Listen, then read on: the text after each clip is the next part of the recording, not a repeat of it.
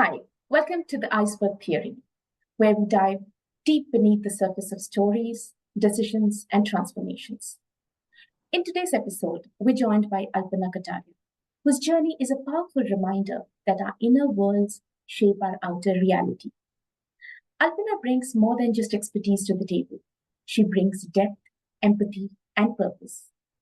With over 20 years of experience in training and coaching, she has empowered thousands of students in the area of design thinking, entrepreneurship, soft skills, and financial literacy. An MBA from IIT Ghaziabad and a certified design thinking and innovative practitioner from IIT Delhi, she has built her life around shaping young minds and future change makers. But behind her professional success lies a deeply personal turning point, one that shifted her mindset and sharpened her vision. Today, we are diving into that journey, the clarity and purpose that emerged from it. She believes that self perception is the key, that our inner voice determines the direction and depth of our life experiences. And in this conversation, we explore how connecting those dots with faith and courage can lead to a life truly aligned with purpose. Welcome to the show, Alpna. It's a pleasure to have you with us. Same here, Neetu. Thank you so much for making me part of such a wonderful, wonderful journey that you are about to take. When I was talking about your introduction, too many big names, IIT Ghaziabad, IIT Delhi, all of this, very impressive. So when I look at the top of the iceberg for you, this great success that I see. Can you tell us about the journey, how you moved from a corporate role to embracing facilitation and working with young minds? So Neetu, the journey had been amazing. The shift that I took, I've been embarking on this journey for quite some time now, because I come from a very small town, which is Saharanpur. It's located in UP, and from there, uh, I dreamt.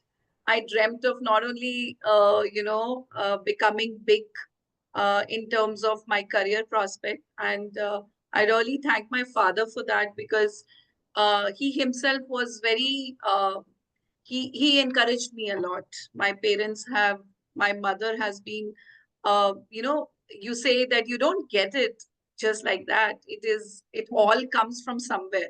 So I'm so grateful to both my parents, who have really motivated me.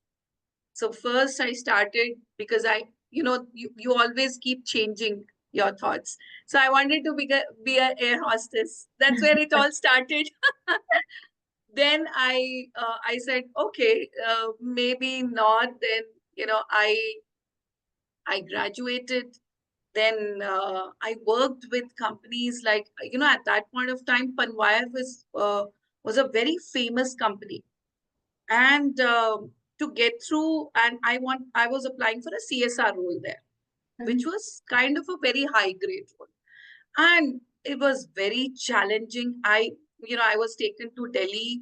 They called me for a personal interview. My father accompanied me, and it was such an inspiring thing. And when I got through, when I told him, I got it, I got the job, and the location was Saharanpur itself, because Panwaya was a big corporation, so they could have posted you anywhere.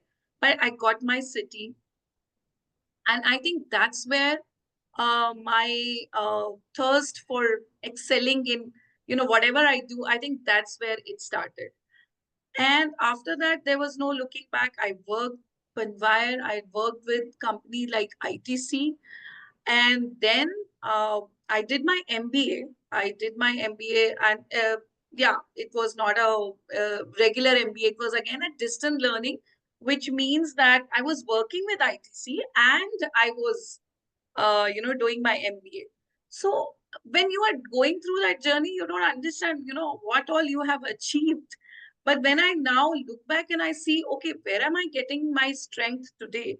Where am I getting these qualities, or, the things that I'm doing today? Where am I getting them? These experiences that I'm sharing right now, they all made me what I am today. So, I'm so thankful. I'm so glad that all those things at that point of time were very hard for me. I'll be very honest. It was not easy, especially coming from a small town. Then I worked in Delhi for some years, and then I worked. Then I shifted to Bangalore. That's where I started working with companies like Accenture, HP, and obviously coming from a joint family, what would have happened. It was like, when is she getting Yeah. married? When is she getting married? So all those things. So when you are coming from that kind of a background, these small fights, I wouldn't say fight, but these are small challenges that you have to face.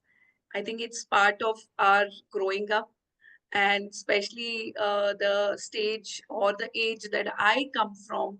At that point of time, this was something very difficult. I'll be very honest. But all those things, and it was not only me who was facing those challenges. My parents faced the same thing, because obviously there is a pressure from family, and me being actually coming from a joint family, I was the eldest one. So if you are the eldest one, if you will not get married, the others are not going to get married. Come Yes. from that concept. Yes. So so yeah, I mean, but somehow power through it. And I was so glad I met my husband. Gaurav I mean, I'm so lucky to have him. I think, whatever things happen, as you mentioned, connecting the dots. I think now when I connect the dots, I feel that they all, had some meaning to them. That's why they all happened. Yes. So I'm so glad it all happened. I met my husband. I worked with some of the best companies. I also headed HR division for an edtech company for almost 4 years. Um, Very challenging, but it was an experience that taught me a lot. True.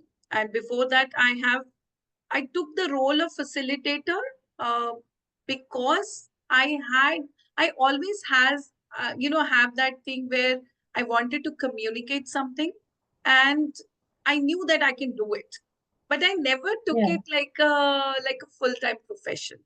Yeah. So, when this opportunity came to me, which was actually a part-time, the opportunity for teaching entrepreneurship to schools first, this idea was very exciting for me. and uh, and it was being run the company was being run by an entrepreneur, and he himself was very passionate about it. So I was like, why not? And it was a part-time job. I just thought that, let me just try it. you know Yeah. wha- what what will happen. I actually wanted to enter into teaching because I knew I can do something Yeah. better in that. So I entered, and then there was no looking back. I said, I think I got my purpose here, Mm. because every day I was seeking and craving for that purpose in my life, and I really wanted that. And I used to, every day I used to pray. I still pray, and I'm a very spiritual person. I am. So, my family is very spiritual. So we follow our guru. His name is Meher Baba, and his samadhi is in Meherabad in Maharashtra. I think when you have faith with you, and let me tell you, it plays a very, very important role, because there is somebody there high up who's Yeah. looking at you. Absolutely. That confidence only, Neetu, I think Yeah. it just changes the entire journey that you are taking in life. So true. So true. So I think that has given me a lot of perspective, lot of courage. My faith is very, very important for me. I think that's my strength. That's my backbone, if you ask me. Yeah. Uh, I am so grateful. And so the opportunities kept coming. I found my purpose, and I was so glad that I did. Yeah. Um, and yeah, it happened at the right time. I must say that if it would have happened before, Neetu, I might not have been able to do justice to this. I'll be Yeah. very honest. So that's why I'll keep reiterating that point, connecting the dots. Yes. It's very important. The Yeah. things that come to you in your life, you need to have faith that they will come to you at the right time. Yeah. Absolutely. Yeah. So that's that's in summary, I would say that's where it all started. And then Yeah. yeah, it was all about exploration. Then Yes. what more can I do? Yeah. I still crave for what more, what else. That Yeah. keeps Yeah. me motivated. No, it's amazing the journey that you shared, Alpana, from just following what was available from the opportunities that came to you. So you embraced everything that came your way, and that beauty of being able to easily embrace what life is giving to you actually helped you find your purpose. And that's such a beautiful way of for our listeners as well to know that connecting the dots in life, anything that's happening is happening for a reason. And then when you look back, you always know that this is the best that could have happened with me, nothing else. So Yes. thank you for sharing that. And Thank um, yeah, it's beautiful how you actually transitioned from a corporate to moving into facilitation with embracing it so beautifully. And all of this happened, like you shared, at a time when you were going through an experience that maybe you were not even ready for. um, can you share us what is that shift that happened? How did that shift happen? you. Okay, so yeah, so when you are when you feel that maybe uh, everything is going well, and things were going well. I mean, I will not deny things were pretty good for me, at least in my perception. They were very good for me. Uh, but there were certain signs, and I think when we are so much busy in our lives, we somehow don't, we try to ignore certain signs. Yes. And those signs are very important. But yeah, maybe because you're so busy with your life, as I say, and we tend, as humans, I think we tend to kind of lose it. Yes. Sometimes we say that okay, forget it, we kal aayega, and wo kal Mm, kabhi nahi aata, wo hum hamesha bhul jate hain. We always forget that. right. So I think the similar kind of stuff happened with me. I thought that my life is absolutely amazing, beautiful, working fine, and that's when my Titanic struck the iceberg. Let me put it that way. It Mm, was all of a sudden, and it was something which I never anticipated. mm, And then the questions come to you: why yeah. me? Yeah. Everything was fine. I am doing good in my life. I have good family. I have got uh, everything around me working well. But then why me? Yeah. Um, So the same question came to me as well. That question paper was shooted to me as well. And when I encountered that, um, it was it was difficult. I'll not mince my word by saying that no, I sailed through it. No, it was not. It was a very difficult phase of my life, Mm, and somehow, as I mentioned, I think my backbone was my faith. That faith, that firm belief. And my parents always used to say, don't worry, everything is going to be okay. My husband was so positive about it. And my kids, their support and everything. Uh, but inside you, I I knew that, okay, they all are saying all that to me, but it's me. It's my journey. I don't know, when you are Yeah. going through, no matter what other people say, my friends were supportive, my family was very supportive.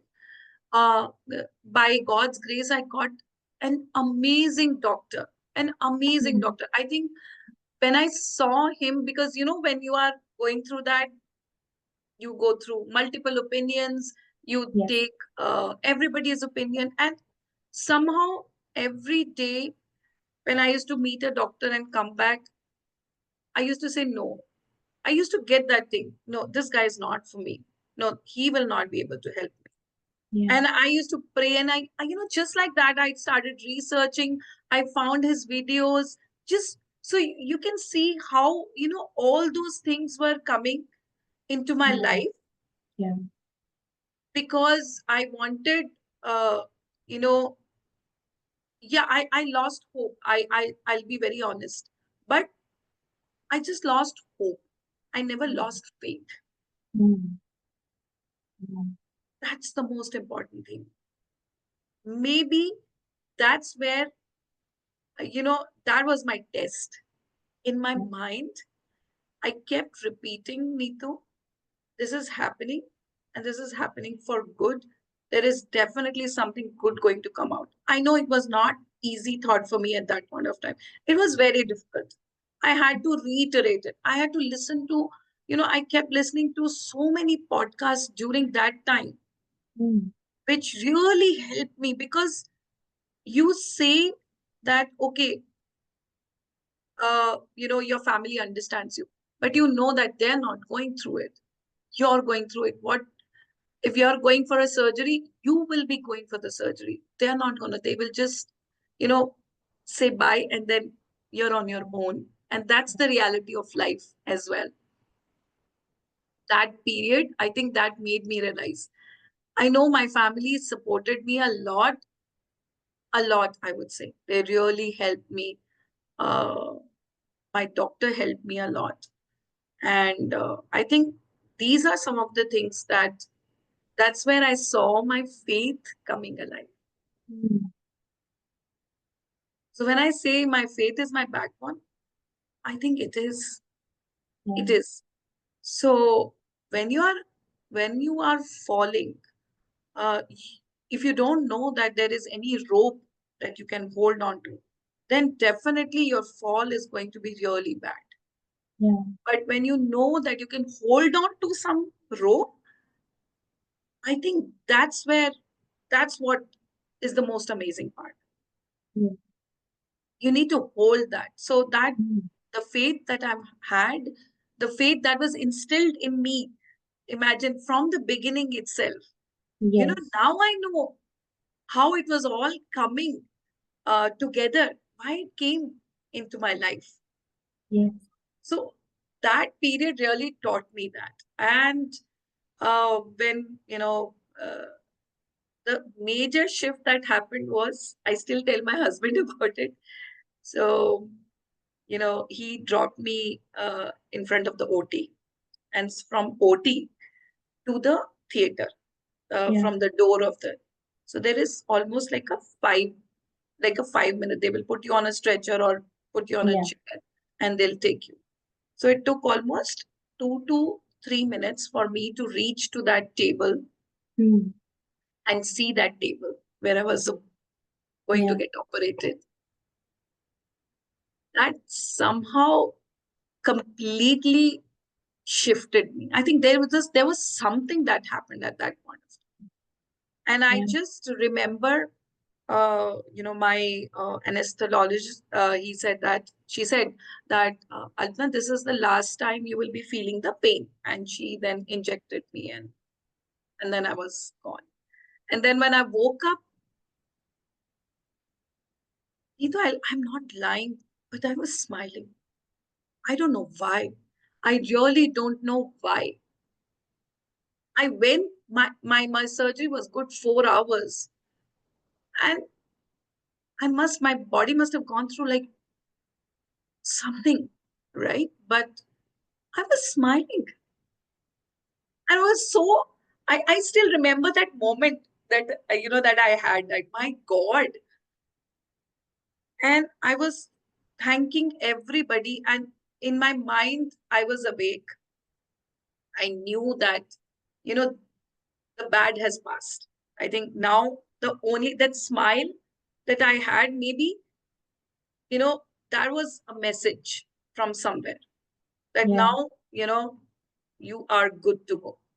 Mm. So from there, I think sometimes these experiences come to you, but you don't know. Uh, we embrace them, but then we forget them. And Yeah. I will be very honest, Neetu. Whenever, even if today also, if I'm in a very, very bad coop, I'm in a very bad situation, I'll always remember that. Nothing can be more painful than that. So now uh, there is a point where I can go back and say, see, this shall pass too. Don't worry. If you Yeah. have passed that, this is nothing. Yeah.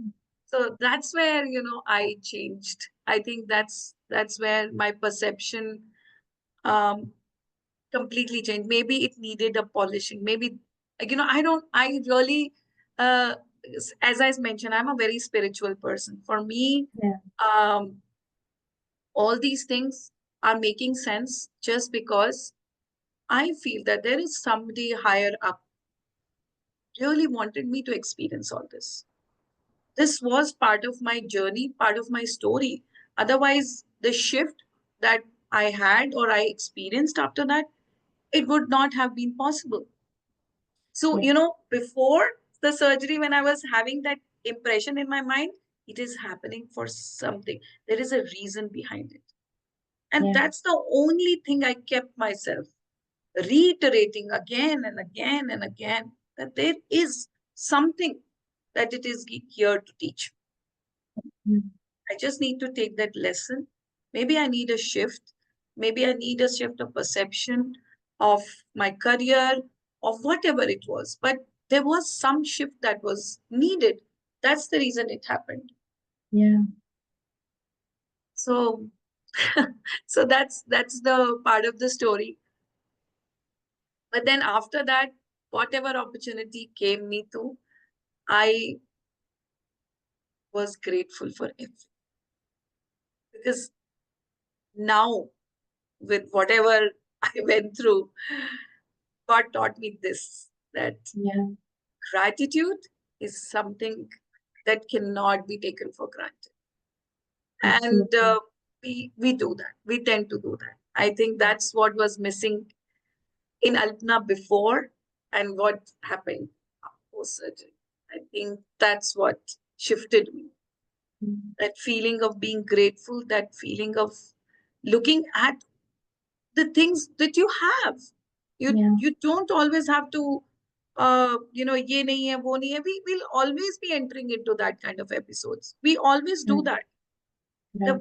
But reminding yourself and being grateful for what you have, it sounds very easy.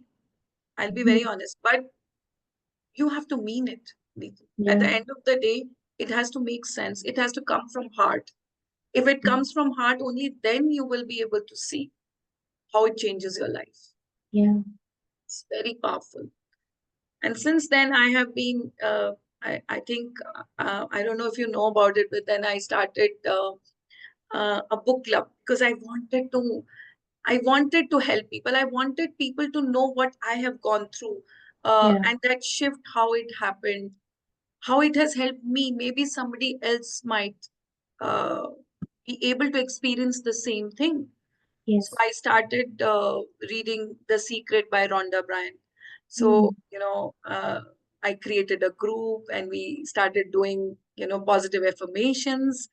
Uh, and it's amazing. I'm telling you, after that, it just made sense for me uh, to one, to be grateful for the shift that I have, and Yeah. to also give it to. It was not about quantity anytime. It was always about quality. Even one person shifting. So today, I'll share this with you.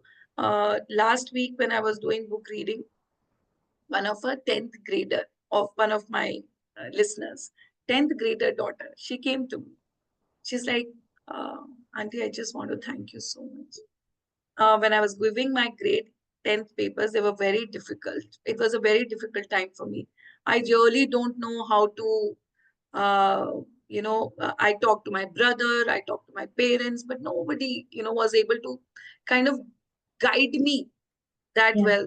The way your thoughts, your talks, when, you inspire, they helped. I was like feeling so nice. I said, even if one person, that one young lady who I was Mm. able to connect with, that that is so, I mean, that's God's grace. I think maybe that's my purpose. Yeah.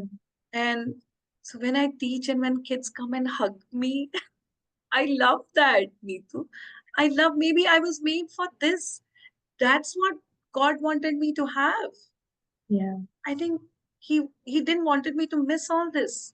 It definitely wouldn't have happened Mm. if I wouldn't have gone through that experience. So I think somehow it all comes together. Yeah. Your life story, it all comes together. It's just that you need to be patient. You need to have that kind of consciousness. Yeah. And so here I am now. And one more passion that I had was I wanted to study. That Okay. was always there. मुझे पढ़ना है. And so I joined IIT. I am like, पढ़ना है और अच्छी जगह से पढ़ना है. So Wow. I thought that chalo. And design thinking really, it just resonated with my spirit. So Mm. this was also something which was very interesting because I come from an MBA Mm. background, and MBA is somewhere, teaching entrepreneurship was not a difficult thing for me. But then when I connected with the concept of design thinking, Yeah. where you start with empathy and then you understand the problem, then you find the solutions. I was like, my God, as if this thing was made for me. I mean, the whole life I wanted to study this only. And then I said, no, I'm gonna do this. Then I started researching. I saw IIT Delhi do that. So I joined the course. It was an amazing experience. What an amazing experience. I mean, I thought I shifted, I have changed, but this course completely changed me. Yeah. This really changed my perception, the way I look at the problems, the way I can inspire others to look at the problems. So, whenever I start my workshop, I say that, at the end of the workshop, I want you to see the problems as opportunities. So you will Beautiful. never call problem a problem. You will always call a problem an opportunity. So that's how I start my workshops now. That's inspiring, Alpana, because usually children are not asked to look at a problem as an opportunity. It's always about a problem is a problem. Where do you find the solution? And thank you for sharing that. The story, the inspirational journey that you've had. Um, I know it's not easy to share it. I know it takes you back to the moments that sometimes we don't want to go back and relive. But some of the things that stayed with me as you were speaking is one, have that rope to hang on to. If you don't have a rope that you're hanging with through, then you are not letting it work for you. You are giving up, and giving up doesn't help. And also when you mentioned that everything, so for you it was faith. Faith is what helped you pass through that phase. It could be something else for someone. Yes, Just know what it is for you, and absolutely. believe that if it's a part of your value system, it's a part of who you are as a person. There is a reason why it is what it is for you. And when you mentioned about that smile, I can only imagine what that process would have been. But waking up with that smile only means that you embrace the pain. You embrace everything that came with the pain with that faith that I'm going to go through this. So, and again, that's just a hope that you were hanging by, that one rope that you were hanging by. And to all our listeners who are going through something painful today, in whichever form that pain is, I'm sure it inspires them that, just find that rope and you'll see yourself on the other side for sure with that smile. Yeah, Yes. yeah. Thank you. Thank you This, so much. Very inspiring to know about the journey, to how it shaped you from, what you were prior to what happened, and then post that, finding your purpose, understanding the aspects of what actually makes you who you are, and, finding that purpose through the adversity that you experienced, and, coming out smiling, and then over a period of time realizing that, oh, this is exactly what I want to do in my life. And like you rightly said, that had it happened earlier, that you would have learned design thinking earlier, maybe you wouldn't have connected it with the way you connected post the experience that you've had. So, it's beautiful, and I'm sure very inspirational for all our listeners as well. Now that we're talking about, when you found the purpose of, design thinking, working with young minds, moving away from the corporate space that you were to now working with people who are going to be the change makers. And I love the fact that you choose empathy with design thinking. And, it's a beautiful way of tying both of them together. Can you share with us how do you incorporate empathy into your design thinking sessions? um, okay, now this is something which is very, very important, and this is, I think now here I will be very, very much thankful to my teacher. Uh, we fondly call him VJ. He's the person who has curated the course for IIT Delhi for design thinking. So when I attended his classes, and there were certain assignments that were shared with us. Some of them were very interesting assignments. Some of them actually really helped me to understand that there is more, and there is always something which is unsaid about another Yeah. human being. Yes. And when you are able to listen to that unsaid, that's what will develop your your empathy part of the design thinking process. So when Yeah. I am, teaching my students, I always tell them, I said, when somebody is narrating their journey, or you are interviewing anyone for a research, just observe them, try to take their journey also. Sometimes, empathy is all about stepping into someone's shoes. Otherwise, you will be just sympathetic. You Yes. will not. And if you have to be empathetic, you need to take the same journey. At least try to do that. Yeah. And also try to listen to what the other person is not saying. Hmm. Right. I think that comes with some amount of practice, Hmm. but it is not difficult. I'll be very honest. It's not a difficult process. It is something we are not taught. Uh, you know, we are always taught to be sympathetic. We are Yes. never taught to be empathetic. We Absolutely. never say, nah. We always say, oh, I'm so sorry. This Yeah. happened. But when you are in empathy phase, you will not say that, I respect you. I know what you went through. So true. So these small changes, I think that's where you are able to capture the real problem, the real essence. Yeah. And I keep reiterating this fact that you have to understand what the real problem is. You don't Absolutely. assume it. Yeah. Yeah. And that's very important part of that's what I learned in design thinking. I learned that it is not always about you just going and finding an idea and just working on it. No, You have to find what exactly is the idea, because that's the whole beauty of design thinking is it Yeah. is human centric. You have to connect with a human in that problem. True. I keep telling uh, uh, my my students that don't worry about AI coming and this and that. Is it AI can never take the role of a human? They cannot understand us. Absolutely. We have got an AI here. Why are we afraid of AI? Every day, Neetu, we are gathering so much of data. You know, Yeah.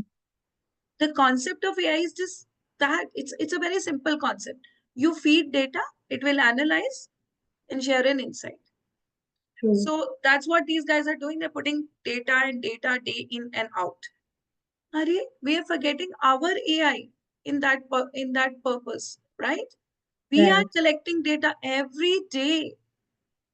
We see, even if you are not observing, but we are seeing everything. And whenever you need it, you will be able to recall it for sure. Yeah. Sure. Yeah. It's just that we are not giving our AI that chance. That's the problem. Absolutely. Yeah. Yeah. So, all these things, the students connect with it amazingly. I love when they say, ma'am, maza aa gaya. This is a perspective, because see, you have to share a perspective with them. You have to share an Yes. insight with them. And that's where you connect with them. Yes. And, connecting with these, I'm taking workshop for grade 12. Mm-hmm. With them, it's very difficult. They are the new generation altogether. Yes. They're in their own world completely. But when they come and tell me that, ma'am, मजा आ गया, तो फिर मुझे लगता है कि यार यही करना था मुझे. This was the purpose. I think if I'm able to connect with them, I Yeah. think I'm doing the most hardest part, because it's very difficult, you know. I I agree. speak with teachers also. They always say, कि पता नहीं generation कैसी है. Yeah, they're very different from us.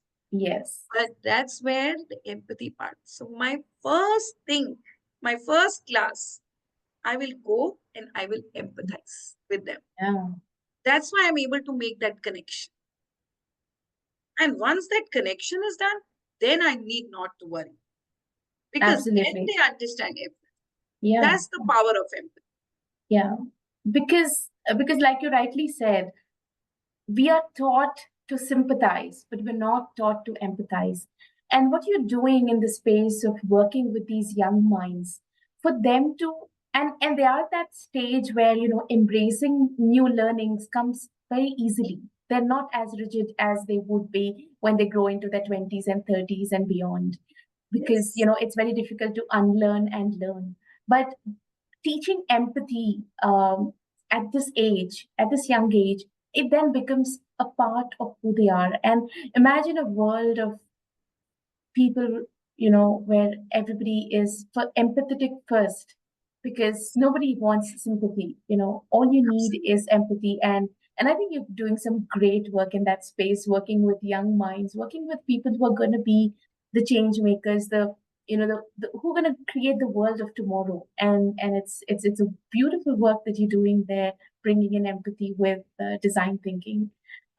Thank you again for the work that you're doing, and also for our listeners who don't know anything about, okay, what's design thinking, what's empathy got to do with design thinking. I mean, that was my first thought, to be very honest, when I learned first about design thinking, and then I read about, okay, empathy with design thinking. I was like, how does this work? But I it know. makes so much sense now, and Yes. I'm like, what else could be a way that people will learn design thinking if you don't Absolutely. include empathy? So Yes. wonderful. uh, so, Arpan, I would like to ask you, since you've gone through this journey, you've identified your purpose, you know that, uh, everything, when you go back, you connect the dot, it all makes sense. In your experience dealing with, the young minds, working with people around you, what do you think is the biggest internal roadblock people face when they're trying to find the purpose? Excellent question, Neetu. Very, very excellent question. I wish I would have been asked this question uh, a lot before, and maybe it would have made me a little bit more curious, right? Um, I think the roadblock is that we, as I mentioned before, we underestimate ourselves. See a lot Yeah. of kids doing. Yeah. Um, yeah, it's the time, it's the trend because we are in a age of social media. So everything is very shallow. I'll be very honest. For them, Yes. uh, everything is very shallow, and that shallowness is also entering their spirits, True. and so you stop respecting yourself. You are always in doubt. Mm.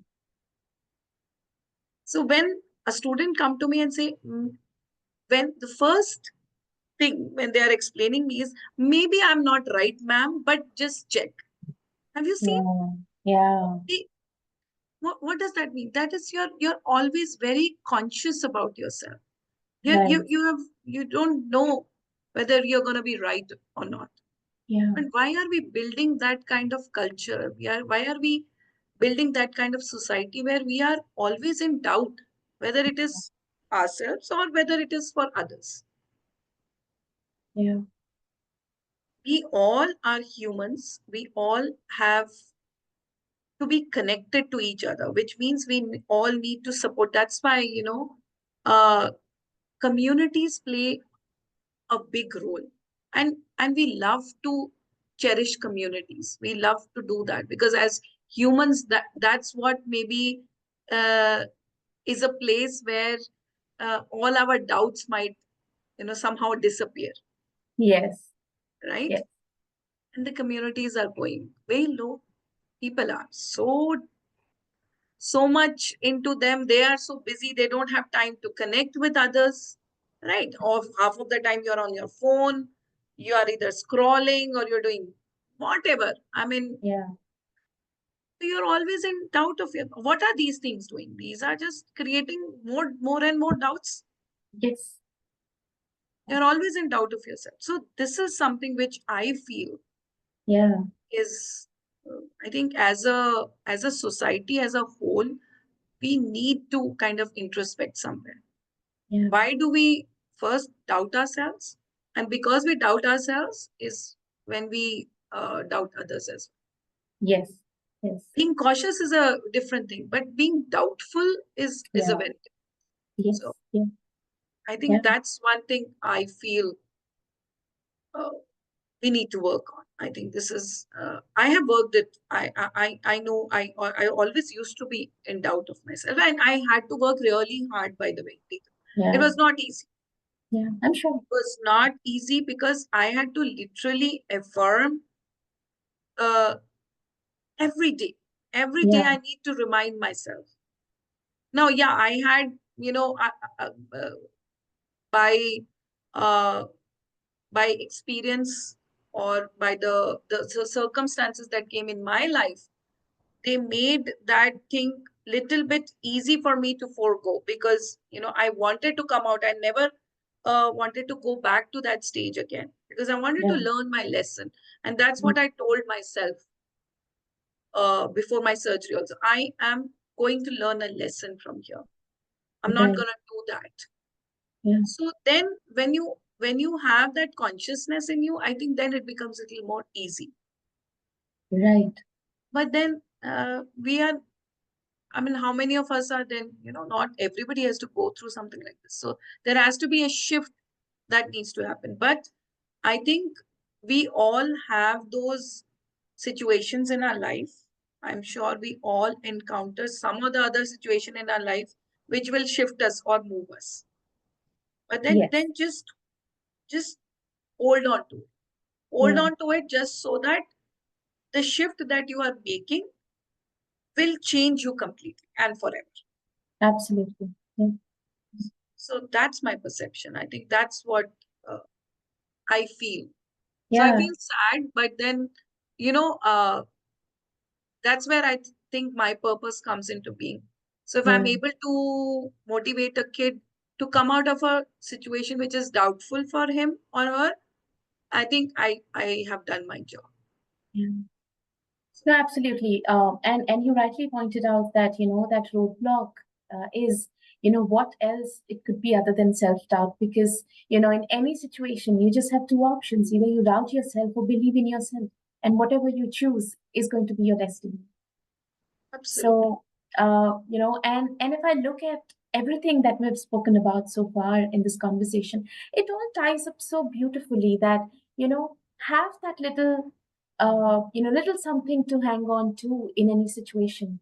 And, that hanging on to that rope comes with that self belief that I will pass through this. So if you doubt that maybe I will not be able to pass through this, then you are giving space for the for it to not work in your favor. But if you're able to overcome that self doubt, all you have to do is just replace with I believe.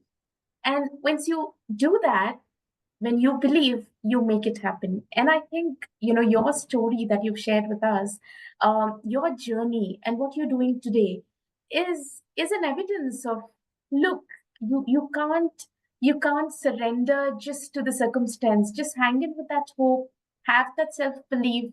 You'll see yourself out of that, and there it is. You find your purpose as well. Bless you. Thank you so much for giving me this opportunity to share the story. And thank you. God bless you. And you're doing an amazing job here. Thank you so much. Thank you. Thank you, dear. Thank you. Thank you. That was the inner compass, a powerful reminder that direction doesn't always come from external noise, but from tuning inward. If this episode resonated with you, share it with someone who might need that nudge to listen to their inner voice. And don't forget that the Iceberg Theory podcast drops new episodes every 2 weeks, helping you uncover what's beneath the surface of purpose, passion, and growth. Until next time, pause, reflect, and trust your compass. Thank you.